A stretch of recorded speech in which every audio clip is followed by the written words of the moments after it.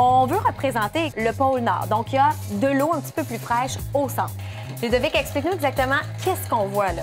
C'est comme si on regardait la Terre vue du pôle. OK. On essaie de reproduire quel est l'effet de la rotation sur la délimitation des masses d'air. Ouais. Donc, ici, au centre, j'ai de l'eau froide. Le bassin tourne depuis un bon moment. On est en rotation solide. Je vais retirer le cylindre. Wow! Elle ne se mélange pas avec le reste de l'eau.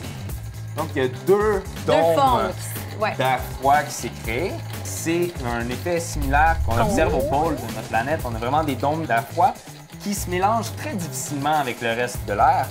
L'hiver, des fois, il fait -20 une journée, puis le lendemain matin, on se lève, puis il fait 2 degrés Celsius. Ouais. Ça, c'est simplement parce qu'on est passé d'une masse d'air à l'autre. Le fait que la Terre tourne, ça rend le mélange des différentes masses d'air assez difficile. Donc, je vais mettre quelques gouttes de colorant au sommet du dôme et on va pouvoir voir les courants se créer.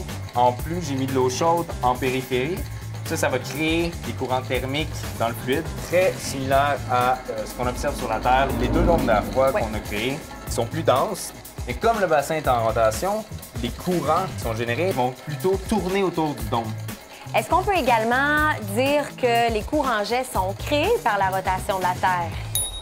Oui, en périphérie, on a des petits dômes d'air froid, puis au centre, on a un gros dôme d'air froid. C'est un peu comme si on avait un petit système planétaire dans un bassin. Et ça crée des masses d'air très distinctes. C'est pour ça que la rotation de la Terre est primordiale pour tous ces changements météo qu'on vit. Ouais.